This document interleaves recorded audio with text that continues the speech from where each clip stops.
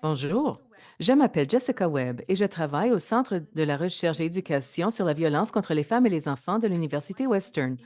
Je suis une colonne anglaise et irlandaise blanche avec des cheveux bruns à la longueur des épaules, de grandes lunettes noires et une chemise bleu pâle. Au nom de l'équipe du Centre de connaissances, je vous souhaite la bienvenue à notre série de présentations. Cette série présente de l'information sur la recherche et la pratique tenant compte des traumatismes et de la violence, élaborée par les membres de la communauté de pratique tenant compte des traumatismes dans son travail sur la prévention et la lutte de la violence contre la violence familiale. Nous reconnaissons que l'Université Western est située sur les terres traditionnelles des Anishinabek, Haudenosaunee, Lunapewak et Adawadaron,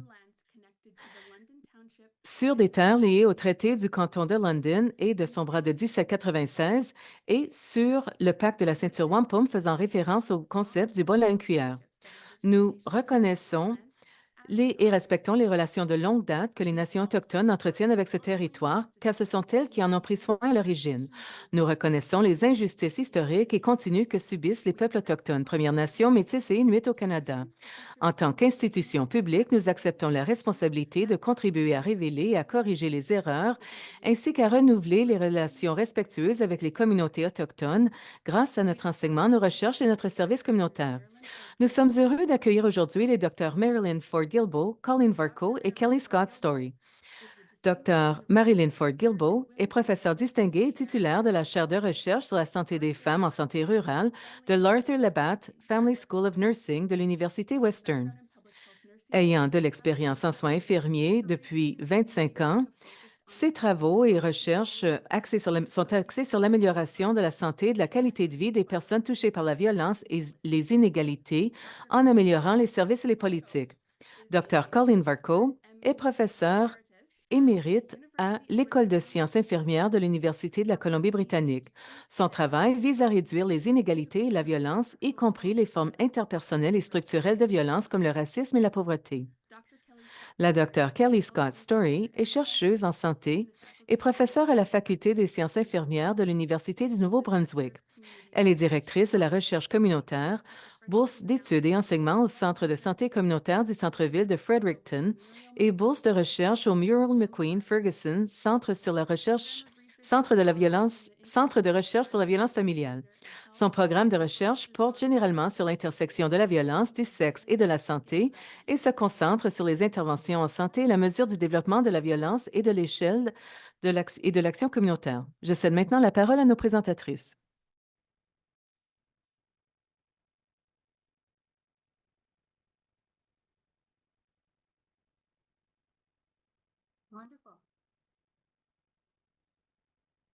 Super.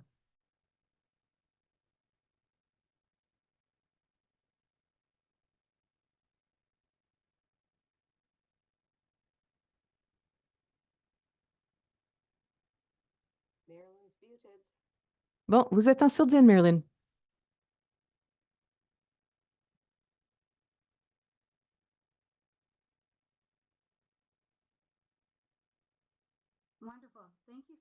Super, merci beaucoup de nous fournir l'occasion de vous parler aujourd'hui de notre application. Nous voulons vous parler de l'application iHeal. C'est une nouvelle ressource que nous avons conçue pour aider les femmes qui ont subi de la violence conjugale. Nous voulons remercier les nombreux chercheurs. Nous sommes reconnaissants du financement qui a été accordé à ce projet et qui est fourni par l'Agence de la santé publique du Canada. Nous offrons aussi nos remerciements sincères aux nombreux chercheurs et chercheuses, aux étudiants, aux personnes qui offrent des services directs, ainsi qu'aux collègues et aux survivantes de la violence qui ont généreusement donné de leur temps et de leur expertise pour aider à développer et perfectionner cette application. Cette présentation aujourd'hui a trois objectifs principaux. Premièrement, nous voulons vous présenter l'application iHeal et parler un peu de la recherche qui la sous-tend. Le deuxième objectif, nous voulons vous présenter l'application en direct pour que vous vous familiarisiez avec ses caractéristiques et la façon de l'utiliser. Enfin, nous voulons parler de son utilité pour vous personnellement ou dans le cadre de votre travail. Ceci va prendre environ 30 minutes et ensuite nous aurons l'occasion de poser des questions et d'y répondre. Alors, notre équipe provient de plusieurs endroits au Canada. Nous travaillons sur une diversité de terres, surtout en Colombie-Britannique, en Ontario et au Nouveau-Brunswick. Nous voulons reconnaître les premiers peuples qui ont administré ces terres et nous voulons reconnaître notre obligation collective d'atténuer la violence coloniale continue contre ces peuples et ces terres.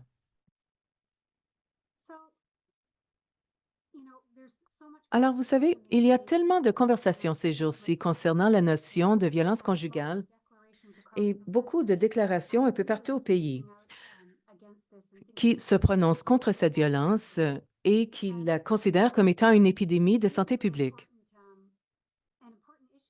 Il s'agit d'un enjeu important qui se passe dans nos communautés et les gens comprennent que c'est courant. Plus de 40 des Canadiennes subissent des violences conjugales à un moment ou à un autre de leur vie.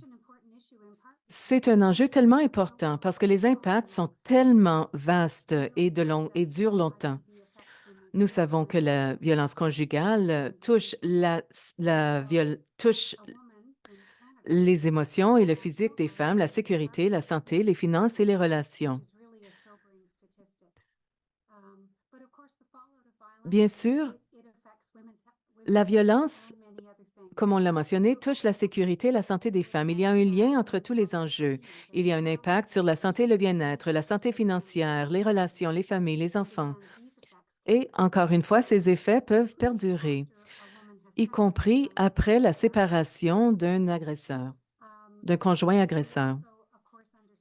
Nous comprenons également que la violence conjugale est subie par des femmes venant de toutes sortes de contextes, mais surtout les femmes qui font face à des obstacles systémiques et à des choses de ce genre. Par exemple, les femmes autochtones, les femmes qui sont en situation de handicap, souvent ces femmes ont moins d'options pour gérer leur situation. Alors, il s'agit d'un enjeu lié aux droits de la personne, à la santé publique, qui nécessite une intervention sur plusieurs niveaux. Alors, comment agir? Comment intervenir? Malgré tout ce contexte, nous savons que les femmes qui sont aux prises avec la violence conjugale et qui essaient d'y résister sont encore confrontées à plusieurs obstacles au soutien. Et voici certains des obstacles qu'elles subissent. Certains ne vous surprendront pas. Je suis certaine que vous les voyez dans vos expériences. Par exemple, la stigmatisation et la honte, la peur des représailles de la part du partenaire, la peur de ne pas être cru, la méfiance envers les services et souvent, pour de bonnes raisons, les barrières géographiques, les coûts et le fait de ne pas savoir par où commencer ni à quoi s'attendre. Alors, lorsqu'on a des applications en ligne, si elles sont bien développées, celles-ci peuvent être utiles et offrir une ressource à faible barrière pour les femmes aux prises avec la violence conjugale. Cela comprend les femmes qui sont aux prises avec la violence elles-mêmes ou qui sont confrontées à ces obstacles ou à d'autres obstacles au soutien. Alors, notre équipe a mis au point et testé une application pour les femmes qui subissent la violence conjugale depuis plus de 10 ans. L'application iHeal est la troisième d'une série qui s'appuie sur plus de 20 ans de recherche qui comprend des consultations auprès des femmes subissant de la violence et les fournisseurs de services.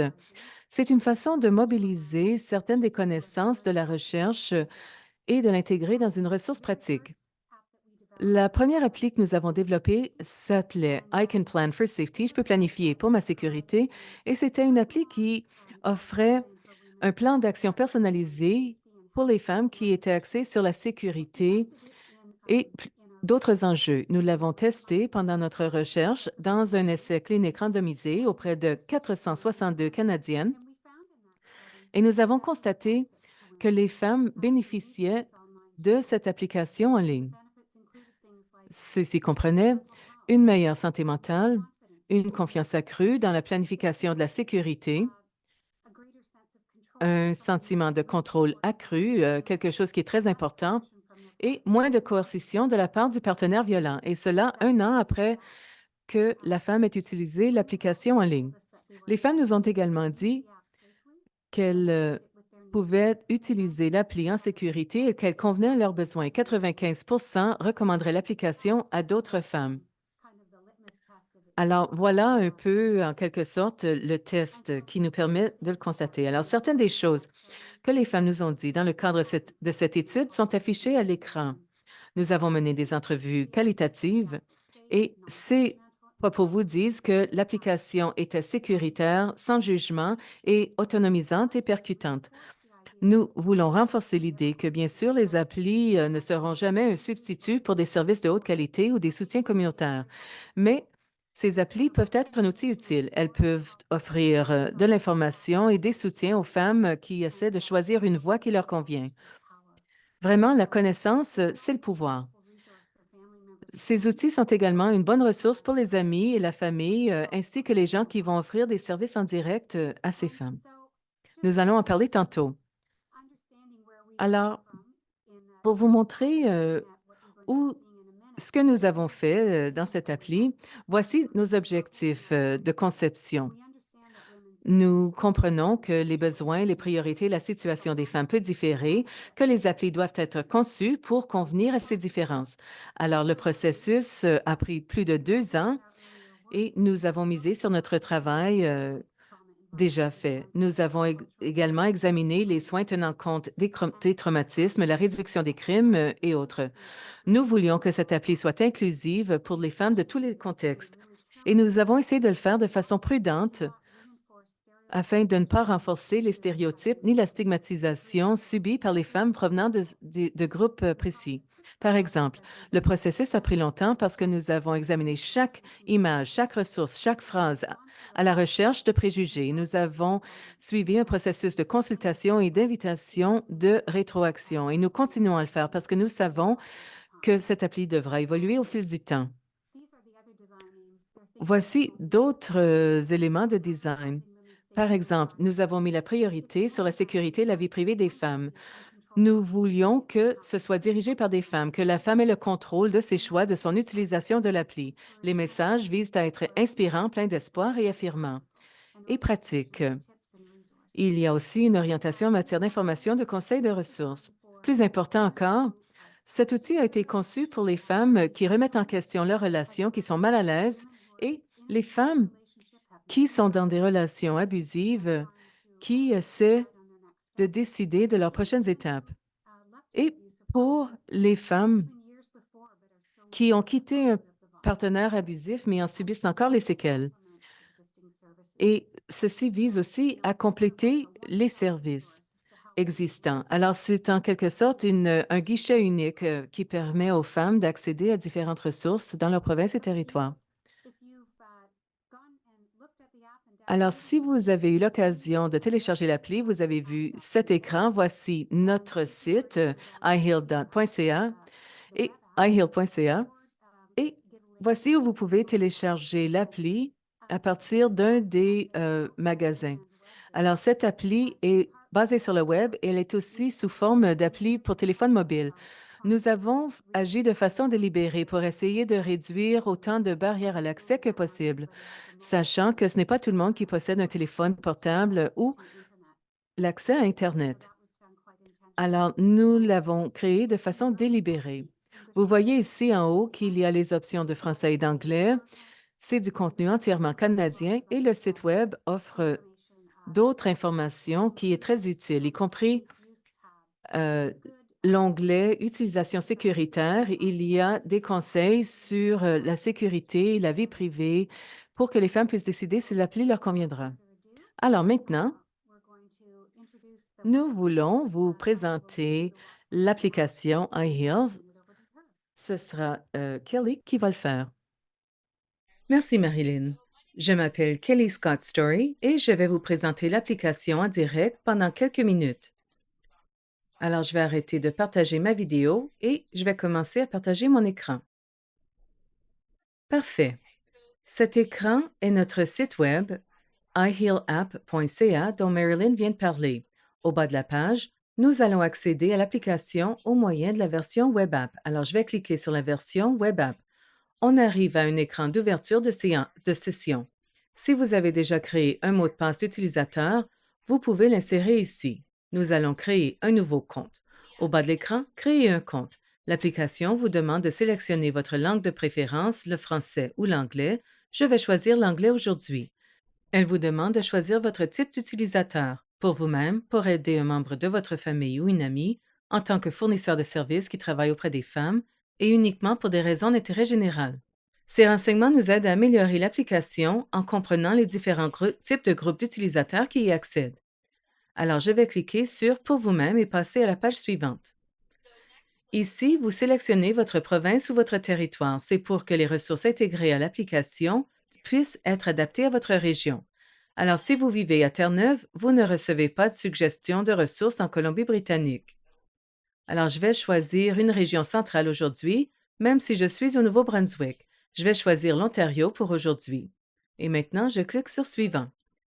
Le premier écran, c'est un message de bienvenue avec des messages de soutien indiquant à quoi sert l'application, des messages sur la vie privée et sur son utilisation.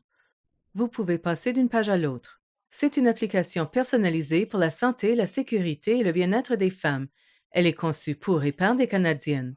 Les renseignements que vous fournissez sont privés et confidentiels. L'application va maintenant vous demander de créer votre mot de passe et votre nom d'utilisateur. Alors, je vais créer un compte Daffy Duck et je vais créer un mot de passe que j'invente. Le nom d'utilisateur et le mot de passe ne sont connus que de l'utilisateur et doivent être mémorisés parce qu'ils ne sont pas stockés. Nous ne voulons pas recueillir d'identifiants personnels. Nous ne voulons pas recueillir cette information parce que pour que l'application puisse rester confidentielle et anonyme. On veut que les femmes en soient sûres. Alors, le mot de passe doit comporter 8 caractères ou plus. J'accepte les modalités, je peux les ouvrir ici pour les lire, puis je clique sur « Suivant ».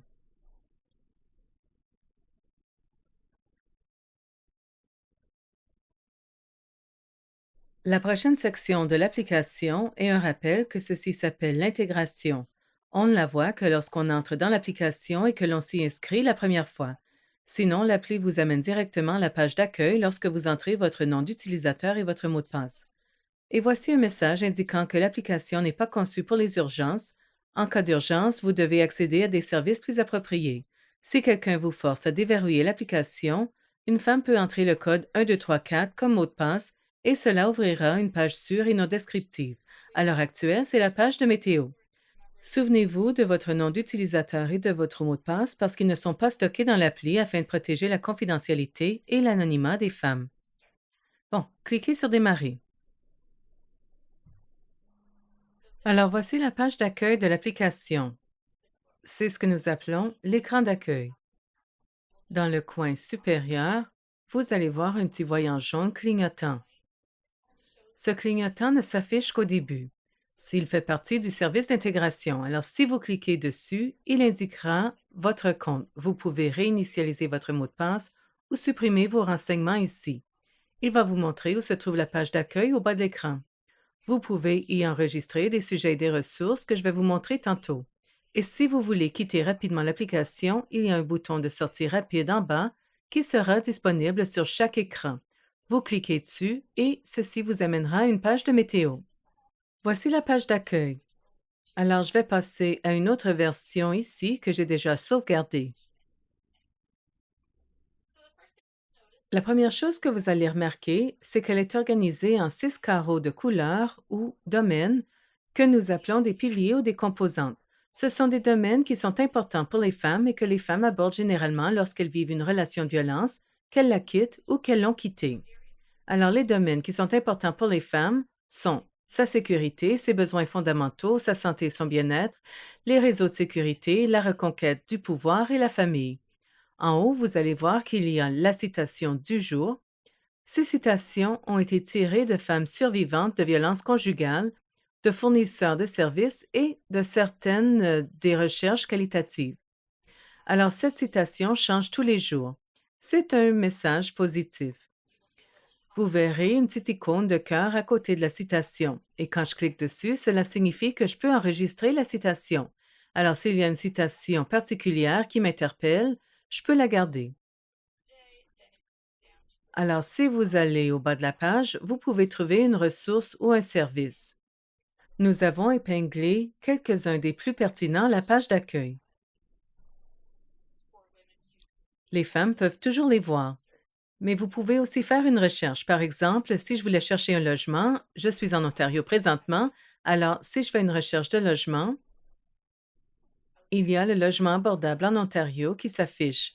Il y a la Société canadienne d'hypothèques et de logement et ainsi de suite. Le logement des Autochtones de l'Ontario, et je peux sauvegarder ces ressources et les épingler, et elles apparaîtront dans la ressource sauvegardée ici au bas de la page. Alors, j'ai déjà enregistré ce logement. J'ai enregistré la ressource sur le logement autochtone de l'Ontario pour plus tard. Bon, naviguez dans l'application. Les femmes choisissent un domaine où elles veulent commencer. Vous allez remarquer qu'il n'y a pas de départ prédéterminé. Allez ici, allez là, c'est vraiment dirigé par une femme. La femme peut choisir le carreau ou le domaine où elle veut commencer ou qui correspond le mieux à ses besoins. Alors, si on commence par le haut, je vais cliquer sur Sécurité. Vous allez remarquer que chaque pilier ou domaine est organisé de la même façon pour faciliter la navigation et pour la répétition. Ils sont aussi de couleurs distinctes. De cette façon, vous savez dans quel pilier vous vous trouvez. Quand vous voyez ce bleu, vous savez que vous êtes dans les besoins fondamentaux: logement, nourriture, argent, énergie, etc. Alors, commençons par le carreau Sécurité. Vous voyez que l'arrière-plan est turquoise. Alors, il y a un message de soutien reconnaissant que tout le monde mérite de se sentir en sécurité dans ses relations, mais que la violence prive les femmes de ce sentiment de sécurité. Il y a une définition de la violence, et chacun des piliers commence par une activité de réflexion ou ce que nous appelons une activité d'échauffement. Celle-ci s'intitule « Votre sécurité est-elle à la hauteur ?» L'activité dure environ 2 minutes pour aider à orienter les femmes dans ce pilier. Alors, si vous le parcourez, il vous renseigne sur les questions. Pensez à votre sentiment de sécurité avec votre partenaire actuel ou votre ex-partenaire et répondez à ces questions.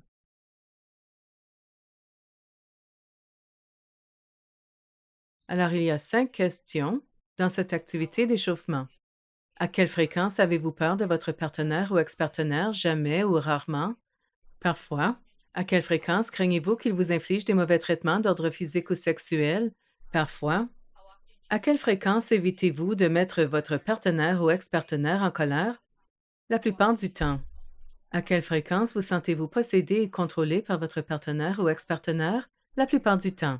Et enfin, à quelle fréquence votre partenaire ou ex-partenaire vous rend-il inquiète, mal à l'aise ou en danger d'une autre manière? La plupart du temps.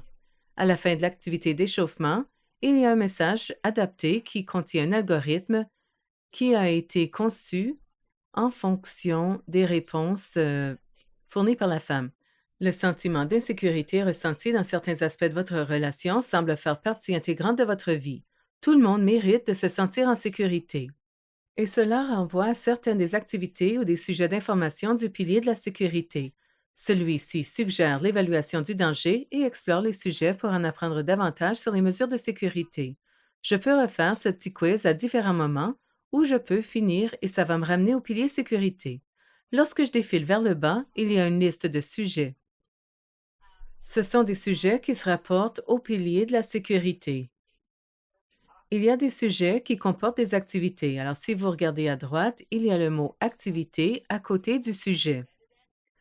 Il y a aussi des sujets qui sont à titre d'information uniquement. Par exemple, l'évaluation du danger est la première activité. Vous la connaîtrez bien. Elle a été réalisée par la Dr. Jackie Campbell, qui est une de nos collègues, et nous avons la permission d'utiliser l'évaluation du danger dans l'application ainsi que son algorithme de notation. Si vous cliquez sur l'évaluation du danger, vous voyez, eh bien, il y a beaucoup de gens dans l'application présentement, alors elle est un peu plus lente que d'habitude. Ceci sera mis à jour dans quelques jours. Alors, il y a l'introduction à l'évaluation du danger. Ici, on parle de partenaires masculins, ce à quoi s'attendre dans cette évaluation, et ensuite, on passe dans chacune des questions.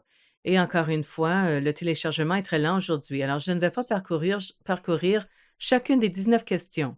Mais je peux vous dire qu'à la fin, vous aurez un message personnalisé en fonction du niveau de risque selon vos réponses aux questions. Et c'est important parce que souvent, les femmes ont tendance à sous-estimer les risques. Il y a aussi des suggestions concernant les actions dans le moment selon le niveau de risque, si c'est un risque grave ou moyen, etc. Alors, retournons examiner les sujets. Il y a aussi l'activité route, pouvoir et de contrôle. Mesures de sécurité, c'est une liste de contrôle qui est utile lorsqu'on travaille avec des femmes. Les fournisseurs de services aiment parfois passer en revue la liste de vérification des mesures de sécurité pour avoir une idée de ce que les femmes ont essayé, de ce qu'elles aimeraient essayer et de ce sur quoi elles aimeraient plus d'informations. Alors, si je regarde les sujets, par exemple, il y a les services de lutte contre la violence faite aux femmes, je clique dessus et certains des services de lutte contre la violence faite aux femmes dans la région sont téléchargés. Il y a aussi de l'information sur ce que sont les services de lutte contre la violence faite aux femmes, quels sont ces services, à quoi est-ce que je dois m'attendre si j'appelle, quels sont les paramètres entourant ces services, quelles sont les maisons d'hébergement et ainsi de suite. Ce sont des choses à considérer. Comment puis-je trouver des services de lutte contre la violence dans ma région? Ce sont des fonctions d'accordéon. Alors, je peux cliquer dessus et j'obtiens un peu plus d'informations sur la façon de trouver des services de lutte contre la violence dans ma région. Si je descends plus bas, les ressources épinglées sont spécifiques à ce sujet. Les ressources de la page d'accueil étaient des ressources générales auxquelles il était possible d'accéder. Maintenant, les ressources dans chacun de ces domaines sont propres au sujet. Bon, alors retournons à la page d'accueil. Je vais passer au pilier Santé et bien-être. L'accent mis sur la santé est très important et souvent, il n'est pas traité lorsqu'il y a des situations de crise. Cette page est organisée de la même façon que la page sur la sécurité. Il y a le message de soutien, l'orientation dans l'application, il y a un quiz d'échauffement qui permet aux femmes de commencer à réfléchir à leur santé et à la façon dont elles définissent leur santé. Et lorsqu'on défile vers le bas, il y a des sujets dont certains comportent des activités. On regarde du côté droit pour voir les activités. Une s'appelle Évaluation de votre santé. Elle permet à la femme d'examiner ses symptômes et de prendre connaissance de son bien-être et de sa santé. Et il y a de l'information, par exemple, la douleur chronique. La douleur chronique est un énorme problème auquel de nombreuses femmes sont confrontées, et cela commence par des messages de soutien sur le lien entre la violence et la douleur chronique. Et ensuite, on peut défiler vers le bas à ce type d'accordéon. Alors, qu'est-ce qu'on peut faire à propos de la douleur chronique? Et ceci vous donnera des conseils, des astuces sur la façon de gérer une partie de la douleur chronique ou des choses auxquelles vous pouvez penser. Il y a aussi une ressource spécifique à la douleur chronique. C'est Life Plan B. C'est un site web. Je vais retourner à la page d'accueil et choisir Besoins fondamentaux. Le pilier ou le domaine des besoins fondamentaux reconnaît que les femmes ont besoin de l'essentiel dans la vie pour s'épanouir, c'est-à-dire les besoins fondamentaux. Logement, alimentation, garde d'enfants, source de revenus stables, accès aux soins de santé, etc. Alors, c'est la même chose, l'arrière-plan est bleu. Alors, où en êtes-vous avec vos besoins fondamentaux? C'est une activité de réflexion, d'échauffement pour donner le ton de ce que la femme ressent et si elle est en mesure de répondre à ses besoins fondamentaux. Il y a plusieurs sujets abordés, comme vous pouvez le voir. Par exemple, contrôle accru sur vos finances, relations, options juridiques, nourriture et fourniture, logement, etc. Alors, je vais passer au sujet du logement. Vous voyez certaines des ressources que je vous ai montrées au tout début lorsque j'ai cliqué sur le logement comme l'une des options. Bon, alors ça parle de ce qu'est le logement, comment trouver un logement, les différents types de logements, le logement de deuxième étape, les logements publics, les logements locatifs privés, et il y a des accordéons qui sont des ressources liées au logement. Je clique sur le bouton précédent ici et je peux revenir et choisir les options juridiques et lire quelles sont certaines des options juridiques ou des choses que je dois prendre en considération si j'envisage une voie juridique. Par exemple, demander un engagement de ne pas troubler l'ordre public, le Conseil canadien pour les réfugiés, etc. Le guide sur les tribunaux de la famille de Luke's Place. Alors, s'il y a quelque chose qui m'intéresse, je peux cliquer sur les sites web maintenant ou je peux les enregistrer avec la fonction d'enregistrement et dans quelques instants, je pourrai aller voir ce que j'ai sauvegardé. Je retourne à la page d'accueil et je vais cliquer sur Réseau de sécurité qui est le pilier violette. Ceci se concentre sur le soutien de la femme pour établir des relations positives avec les autres, y compris des relations intimes, sociales et avec les fournisseurs de services. Un message sur les réseaux de sécurité. Ensuite, prenez un moment pour faire le point sur vos réseaux sociaux et de soutien. Alors, une activité d'échauffement, puis les sujets qui sont en lien avec les relations de sécurité. Il y a l'activité Entretenir des relations saines entre partenaires qui est très populaire. Elle identifie les indicateurs d'alerte et fournit un message personnalisé concernant les indicateurs d'alerte que vous avez identifiés lorsque vous avez répondu aux questions pour une relation nouvelle ou existante. Partager votre histoire, quand et comment le faire, c'est un sujet d'information. Quand et comment partager votre histoire, qu'est-ce qui est approprié d'une perspective tenant compte des traumatismes. Il s'agit d'encourager les femmes à toujours se demander qu'est-ce que je dois partager, qu'est-ce que je veux partager et qu'est-ce que j'espère retirer d'un tel partage. Pour se protéger, les femmes ont souvent tendance à trop partager. Elles se mettent à risque parce qu'elles veulent convaincre quelqu'un de la légitimité de leurs expériences. C'est un peu une mise en garde sur la façon de se protéger et ensuite il y a des ressources qui sont fournies. Reconquête de votre pouvoir. C'est un soutien pour elle. Elle doit s'occuper de ses besoins, elle doit s'occuper d'elle-même et viser des objectifs futurs. Souvent, les femmes qui subissent de la violence ne sont pas en mesure de se donner la priorité. Ce sujet se concentre sur ce point. Prendre soin de soi fait partie de la guérison des mauvais traitements et de la planification de l'avenir. L'activité de réflexion, comment allez-vous, permet à la femme de se situer dans ce pilier. Et ensuite, les sujets comprennent les autosoins, la gestion et la réduction du stress, le corps en mouvement, les activités d'ancrage, les objectifs et rêves personnels et la spiritualité. Gestion et réduction du stress. Alors, je pourrais choisir ce sujet. Alors, je peux lire certains des conseils et certaines des astuces portant sur la gestion du stress. Portez attention à votre corps. Il s'agit de choix en accordéon. Comment bouger votre corps. Et il y a des ressources utiles. Alors, si je retourne et que j'examine les activités d'ancrage, il y a des vidéos qui sont intégrées à cette activité et qui sont vraiment bien faites. Les femmes les aiment bien. Alors, si je retourne maintenant à la page d'accueil et que j'entre dans le pilier famille,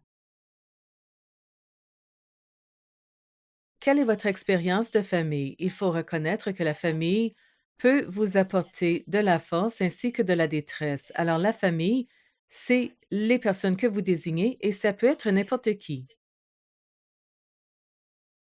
Ici, on examine la façon dont la violence peut changer votre famille, quel impact elle a sur votre famille. Il y a une activité d'échauffement sur l'expérience de famille et ensuite les sujets qui se rapportent à la famille. Il y a une activité sur le développement de la famille qui se concentre sur ce qui vous importe dans votre famille. La séparation et le divorce sont un autre sujet. C'est un sujet populaire et il fournit des conseils au sujet de la façon de mettre fin à une relation, c'est-à-dire il y a des questions juridiques à examiner, les soutiens familiaux, des conseils pour les femmes autochtones et les questions relatives aux femmes nouvellement arrivées. Et tout cela se trouve dans le sujet séparation et divorce. Il y a un message important qui accompagne cette section. Et les ressources, encore une fois, sont propres à ce sujet, c'est-à-dire la séparation et le divorce. Bon, alors si je retourne à la page d'accueil, voilà une présentation de haut niveau de chacun des piliers. Comme vous pouvez le voir, il y a plusieurs sujets dans ces piliers et j'espère qu'il y a suffisamment de contenu pour satisfaire aux besoins de toutes les femmes. En bas, il y a la fonction sauvegarder. Ce qui est vraiment bien, c'est que lorsque les femmes utilisent cette application et interagissent avec elle, elle devient de plus en plus adaptée à leurs besoins. Si je clique sur la fonction sauvegarder, je peux examiner les citations que j'ai sauvegardées. Au cours des 2 derniers jours, j'ai enregistré 2 citations qui m'interpellaient, que j'ai trouvées motivantes. J'aimais bien leur formulation. Si je clique sur le bouton Ressources, vous allez voir qu'au début, j'avais enregistré la ressource Logement pour les personnes autochtones et Logement abordable. Alors, ces 2 ressources sont sauvegardées ici. Je n'ai pas besoin de parcourir l'application pour trouver des ressources que j'aurais voulu sauvegarder et examiner à nouveau. Alors, cela permet de personnaliser l'expérience. Alors, je peux cliquer sur toutes ces ressources. Elles se trouvent dans ma page d'articles sauvegardés. Sujet. Il y a certains sujets que je voulais réexaminer. Alors, l'activité d'ancrage, je voulais examiner les vidéos. Tout cela est enregistré ici, alors je n'ai pas à parcourir toute l'application. Voici une nouvelle fonction. Il s'agit de sauvegarder les résultats. Par exemple, l'évaluation du danger que j'avais fait le 29 avril est sauvegardée ici. Si je l'ouvre, je peux voir mon score qui était de 26. Il y a des messages personnalisés qui sont en fonction des réponses que j'avais données à l'évaluation. Alors, c'est utile parce que les fournisseurs de services ainsi que les femmes nous ont dit qu'ils aiment suivre les scores sur l'évaluation du danger au fil du temps. Alors, chaque fois que j'effectue l'évaluation du danger, elle est sauvegardée ici avec la date et le score. Alors, le suivi est disponible et je peux consulter les changements au fil du temps. Un peu comme les actions de sécurité, je peux examiner quelles sont les mesures de sécurité qui m'intéressaient, ainsi que les messages. De cette façon, je peux faire une vérification. C'est une bonne fonction pour les fournisseurs de services afin de voir ce qui marche et ce qui ne marche pas. Et ensuite, la santé. J'avais parlé de mes enjeux de santé actuels. Il y a les messages qui figuraient en fonction des réponses et je peux m'asseoir avec un fournisseur de services ou un fournisseur de soins pour en discuter. Alors voilà certains des enjeux qui me posent problème en matière de santé présentement. Il y a la date qui est apposée et cela est très utile pour des fins de suivi. Nous travaillons avec Stitch Media afin de développer un système de gestion du contenu, ce qui nous donne un contrôle complet sur le contenu, les mises à jour. Nous pouvons ajouter ou éliminer des ressources telles qu'appropriées. Nous avons environ 500 ressources présentement intégrées à l'application et notre équipe vérifie les ressources. Nous avons une équipe qui vérifie que les liens fonctionnent et que les ressources sont appropriées et qui s'assure que les ressources sont encore actives. Nous avons pris la décision où nous avons essayé de prioriser les ressources nationales, provinciales et territoriales et c'est en raison de la stabilité. Comme il y a 500 ressources intégrées à l'application, nous voulons faire en sorte que l'utilisatrice a accès à des ressources qui sont stables. C'est ennuyeux de cliquer sur une ressource et que le lien ne fonctionne plus ou que le service n'est plus offert. Alors, nous avons vraiment ciblé les ressources nationales, provinciales et territoriales, tout en reconnaissant que ces ressources savent souvent comment orienter les femmes vers des ressources communautaires. Alors, s'il y a des ressources qui devraient figurer dans notre liste, à votre avis, eh bien, contactez-nous. Sur le site Web, il y a une fonction Contactez-nous, envoyez-nous un courriel et nous serons heureux de voir s'il y a des façons de tenir à jour les ressources dans l'application. Bon, alors j'arrête mon partage d'écran ici et je cède la parole à Marilyn. Bon, je cède la parole à Colleen, désolée. Merci.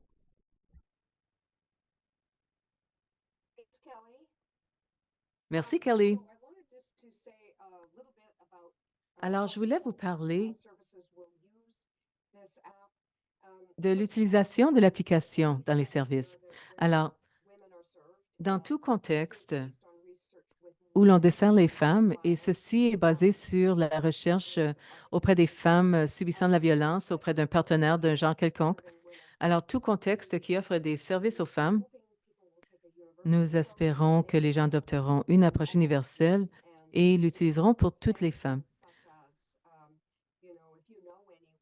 Même chose, si vous connaissez quelqu'un qui est aux prises avec de la violence, utilisez cette appli ou euh, partagez-la avec cette personne.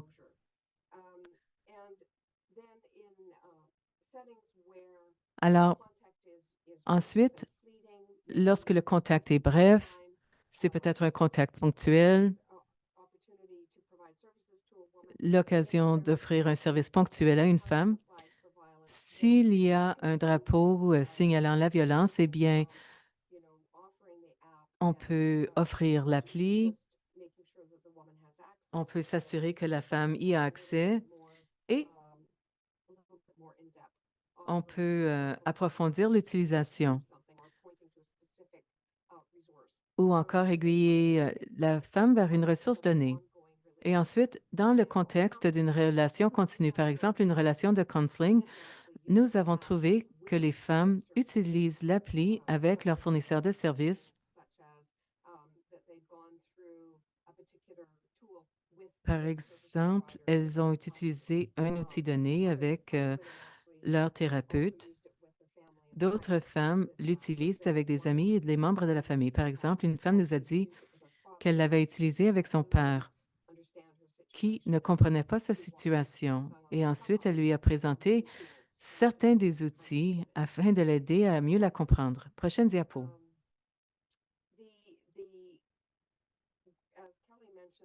Comme Kelly l'a mentionné, l'évaluation du danger est disponible dans l'appli. Les fournisseurs de services la trouvent utile. Elle permet d'aider les femmes à évaluer leurs risques de danger grave et à élaborer un plan de sécurité.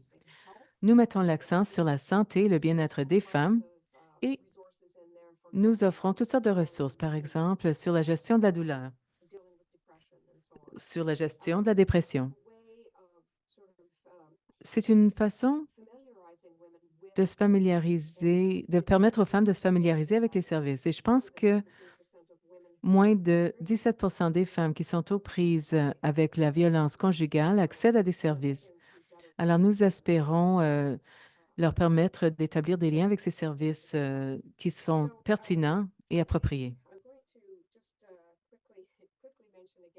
Bon, alors je veux mentionner à nouveau que c'est une appli que l'on peut distribuer à des amis ou à des membres de la famille qui souvent se sentent un peu perdus lorsqu'ils essaient de fournir un soutien. Prochaine diapo.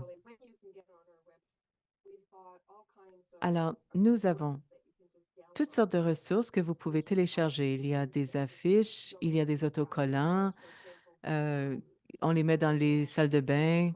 Il y a ces autocollants et les cartes ont des codes QR et nous avons créé quelques brèves vidéos, l'une pour les femmes, l'une pour les fournisseurs de services, qui offrent une orientation assez brève. Nous avons aussi des webinaires plus longs pour les gens qui s'y intéressent et ces webinaires se trouvent sur le site Web. Je pense que la page qui vous amène au matériel de promotion a été affichée dans le clavardage. Alors, merci. Nous avons bien bénéficié des milliers de femmes qui ont participé à notre recherche au fil des ans. Et nous sommes très reconnaissantes de la participation de toutes ces personnes.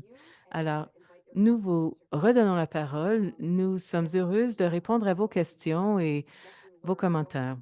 Alors, on a appris notre leçon. Il ne faut pas demander à 300 personnes de télécharger l'appli en même temps. Oui, alors merci, dit Jessica. C'était fantastique. Nous sommes reconnaissantes envers les participantes enthousiastes qui veulent se joindre à l'appli. Je pense que c'est ça qui s'est passé. Il y avait tellement de gens qui voulaient se connecter à l'appli et en même temps. Alors, super. Alors, j'imagine que l'appli sera disponible au cours des prochaines heures et on peut maintenant passer à la séance de questions et réponses. Alors, une participante demande, est-ce que beaucoup des femmes qui ont subi de la violence ont piloté, ont évalué cette application, y ont participé? Eh bien, comme Colleen l'a mentionné, dit Marilyn, au cours des plusieurs années de recherche que nous avons menées, nous avons toujours inclus des femmes qui avaient subi de la violence conjugale et nous avons mené des entrevues qualitatives. Au début de notre recherche, par exemple, l'étude dont j'ai parlé au début, la majorité des femmes, c'était des femmes qui étaient séparées d'un partenaire agresseur. Alors, on entend énormément de commentaires spontanés concernant cette appli une fois qu'une personne utilise. Notre adresse courriel a été très utilisée pour que les gens nous fournissent des commentaires. Les gens qui ont survécu à de la violence, ils nous donnent des commentaires et des améliorations possibles. Merci, dit Katrina. Il y a plusieurs questions qui portent sur les provinces. Alors, c'est super de pouvoir viser les provinces, mais dans quelques provinces, Si on se trouve dans une province et qu'on se rend à une autre province, est-ce qu'il faut s'inscrire à nouveau ou bien est-ce qu'on peut examiner les ressources disponibles dans diverses provinces? Et si vous avez un numéro de téléphone dans une certaine province, est-ce que ça veut dire que ça choisit cette province-là automatiquement? Pouviez-vous parler des aspects techniques liés aux provinces? Allez-y, Marilyn. C'est bon, je réponds. Ah, il y a un peu de confusion à cet égard. Lorsque vous vous inscrivez à ces pages d'accueil, vous choisissez votre province ou territoire. Alors, cette sélection dans ces pages d'accueil, avec votre nom d'utilisateur et mot de passe, indique à l'appli que c'est là où vous vous situez.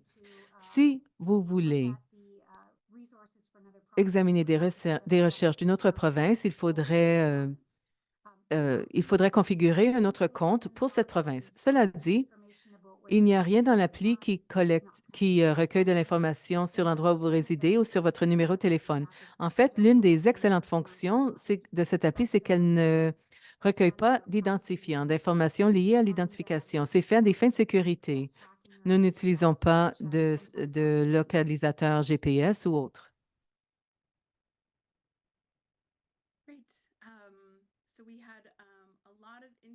Alors, il y a eu beaucoup d'intérêt et beaucoup de messages de la part de personnes qui ont pu télécharger l'appli et elles indiquent qu'elles l'adorent. Alors, restez à l'affût, tout le monde. Beaucoup de personnes ont voulu savoir comment partager leur capacité d'agir ou leurs ressources. Nous avons eu beaucoup de suggestions dans le clavardage également. Alors, comment est-ce que les gens peuvent le faire? Bon, je réponds à cette question, dit Kelly. Alors, l'adresse courriel qui figure sur la page web de l'appli vous permet de nous contacter. Vous pouvez nous envoyer un courriel directement et je vais afficher l'adresse dans le courriel. Quand nous menons ces webinaires, les gens nous proposent des services ou des ressources dans leur province locale ou dans leur territoire. Il a été très important pour nous en tant que principe que que les ressources soient stables. Pour cette raison, et étant donné que c'est notre troisième version de l'appli, nous avons accordé la priorité aux ressources provenant des niveaux fédéral, provincial et territorial plutôt que local, communautaire, parce que ces ressources ne sont pas stables. Parce que c'est difficile pour une femme qui essaie d'accéder à une ressource et que le lien ne fonctionne pas. Alors, nous vérifions toujours les liens ainsi que les ressources. Il y a une équipe qui y est dédiée, mais nous essayons d'utiliser les ressources à plus haut niveau. Sachant que si vous accédez, par exemple, à Canada 211 ou à une maison d'hébergement pour femmes dans une province quelconque, ces ressources savent où se trouvent les ressources locales communautaires. Alors, en gros, c'est un outil de navigation qui vous permet d'accéder à ces ressources plus locales. Alors, à des fins de stabilité, nous choisissons les ressources à l'échelle nationale, provinciale et territoriale. Merci.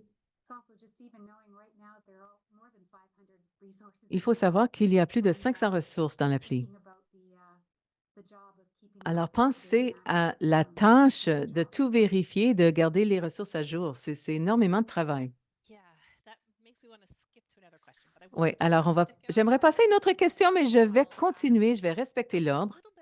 Alors, pouvez-vous parler de l'expérience des différents genres et de tous les genres? Est-ce que le langage est principalement axé sur l'abus subi par les femmes auprès d'hommes agresseurs ou est-ce qu'on vise à élargir le langage pour inclure les survivants qui sont des hommes, etc.? Je me lance, dit Colleen, et ensuite Kelly peut y aller. Je pense que c'est une question très importante. Nous avons décidé de nous concentrer et d'élargir ce que nous faisons. Nous utilisons des données probantes. Nous avons consulté énormément les gens au sujet des femmes qui sont dans des relations avec des personnes de genre diversifié. Alors, nous avons essayé de ne pas définir, de ne pas d'avoir de suppositions. Kelly peut aussi parler de l'expérience des hommes. Oui, merci, dit Kelly. Alors, comme Colleen l'a mentionné, les données probantes pour appuyer l'appli étaient basées sur l'expérience des femmes subissant de la violence. Alors, nous avons essayé d'inclure le genre du partenaire, mais les données probantes se rapportent aux femmes, aux personnes qui s'identifient comme étant des femmes. Et c'est important dans le travail, comme vous le savez, le fait de passer d'un pronom à l'autre, ça ne va pas. Il faut vraiment prêter attention aux expériences uniques et aux expériences des autres gens concernant la violence. Alors, c'est du travail qu'il reste à faire. Nous sommes toujours à l'affût d'orientation future sur la façon d'élargir l'appli parce qu'elle a été bien reçue, elle est très utile. Alors, ça pourrait ressembler à quoi? Eh bien, je travaille avec des hommes qui ont vécu de la violence au cours de leur vie et nous sommes à l'étape de comprendre leurs expériences uniques, la façon dont cette violence est conceptualisée, comment les mesurer pour ces personnes qui s'identifient comme étant des hommes et quelles interventions pourraient leur être utiles. Alors, nous ne pouvons pas simplement utiliser cette appli et modifier le pronom. Il faut d'abord faire le travail de consultation approfondie auprès de tous les groupes d'intérêt afin de veiller à ce que l'appli réponde aux besoins et qu'elle tienne compte des traumatismes et de la violence. Merci. Alors, il y avait quelques questions concernant l'évaluation du danger. Pouvez-vous parler de la façon dont vous l'avez intégrée? Est-ce que c'est l'évaluation complète? Est-ce que c'est une suggestion pour parvenir à faire une évaluation? Je me lance, dit Marilyn. C'est l'évaluation du danger développée par le Dr Campbell à John Hopkins, par la Dr Campbell à John Hopkins. Nous l'utilisons avec sa permission. Le score est également l'algorithme utilisé et développé par la Dr Campbell. Alors, ce sont deux algorithmes, une pour la version lorsqu'il y a des partenaires mâles et l'autre version pour les femmes qui ont des partenaires femmes. Et les deux sont légèrement différents l'un de l'autre. Bon, j'ai oublié ce que j'allais dire. Je pense que j'ai répondu à la question. Est-ce que j'ai manqué quelque chose, Colleen? Non, je ne crois pas, dit Colleen. Mais j'ai remarqué que quelqu'un avait posé une question concernant la formation. Vous savez, la formation est utile sur l'évaluation du danger pour les personnes qui offrent les services. Mais ici, il ne s'agit pas de certifier les gens, c'est intégré comme outil afin d'aider la femme à obtenir des rétroactions sur le champ. Elle, elle comprend des messages.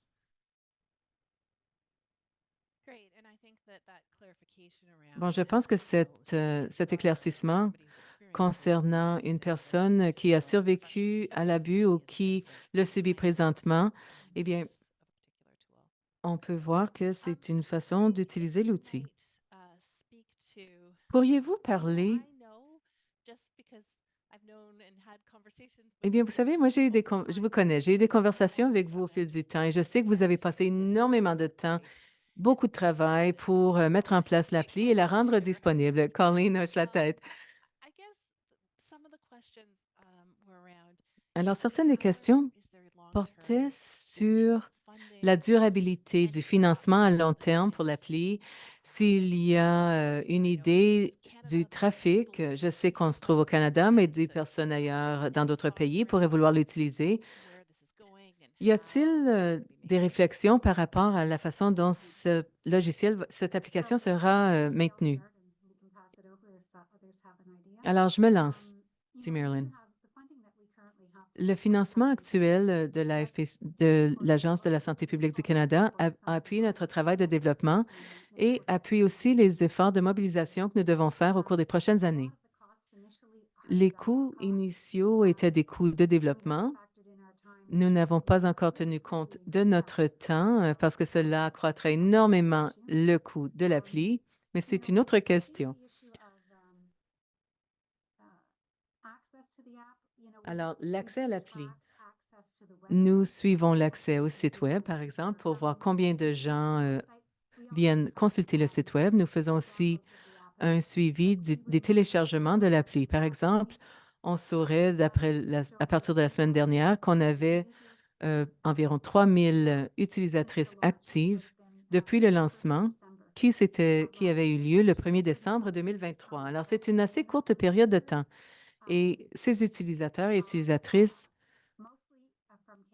sont surtout du Canada. Il y en a quelques-uns qui viennent des États-Unis.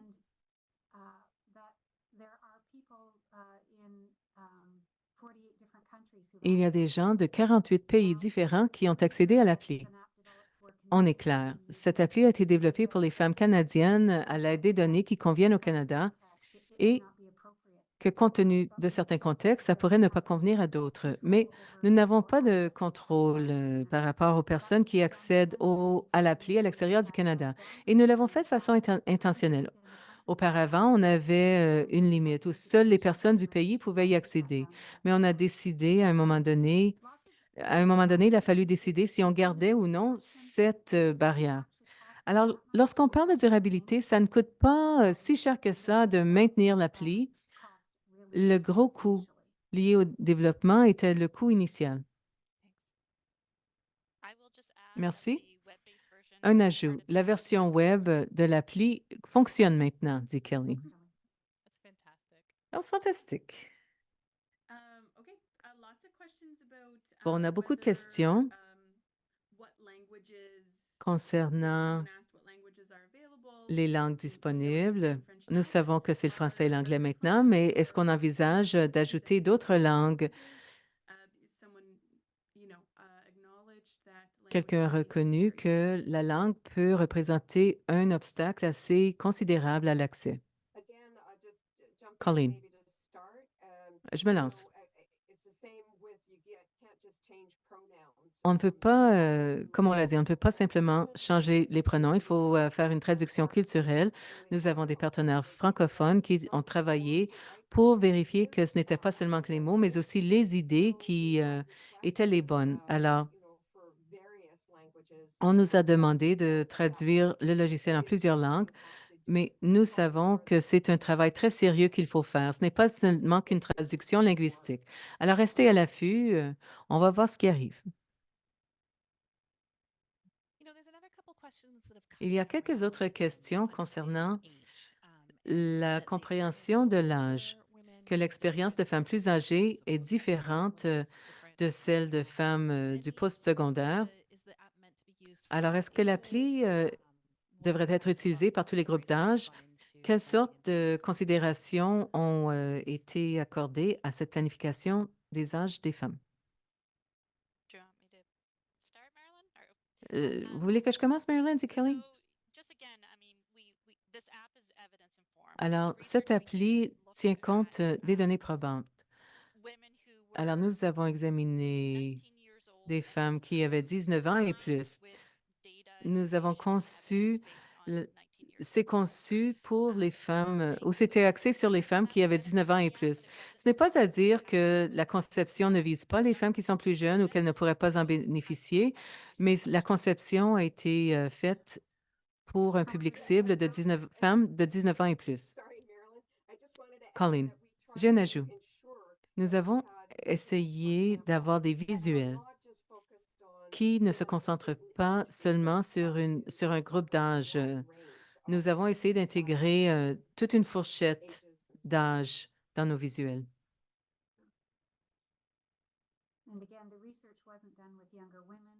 Et encore une fois, la recherche n'a pas été menée auprès de femmes plus jeunes. Il y a eu d'autres études qui ont été menées avec des femmes plus jeunes et qui ont montré les mêmes types d'avantages que nous avons vus dans notre travail au début. Et on nous a donné des rétroactions de femmes d'âge collégial et universitaire. Elles nous ont dit qu'elles aiment beaucoup l'appli, elle est conviviale, elle comporte beaucoup de bonnes informations.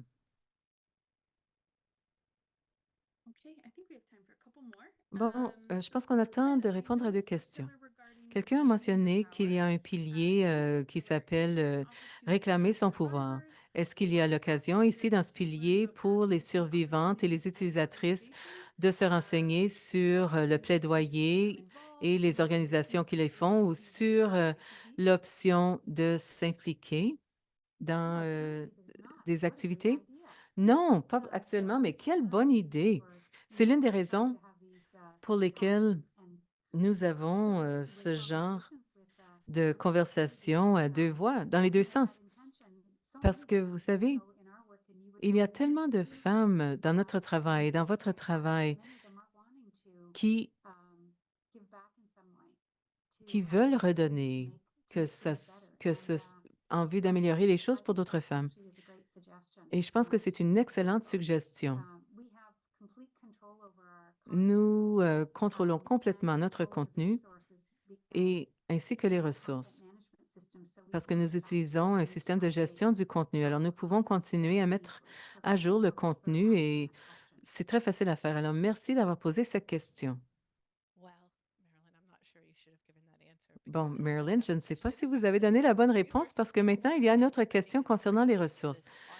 Ce qui est vraiment bien, c'est que cet auditoire a plusieurs réflexions au sujet des ressources et des services qui pourraient être nécessaires. La question, est-ce que vous allez envisager d'ajouter des ressources, des soutiens de prévention pour les gens qui sont des agresseurs afin de les empêcher d'agresser?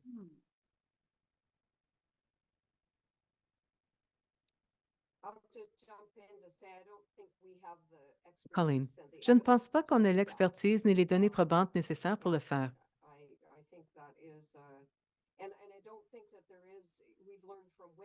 Et les femmes nous ont dit que parfois il y a une ligne très solide entre l'agression et la victimisation. Et les femmes nous ont demandé de fournir un soutien lorsqu'elles ont l'impression d'être celles qui sont responsables de la violence. Mais on n'a pas l'expertise nécessaire pour aborder cette question.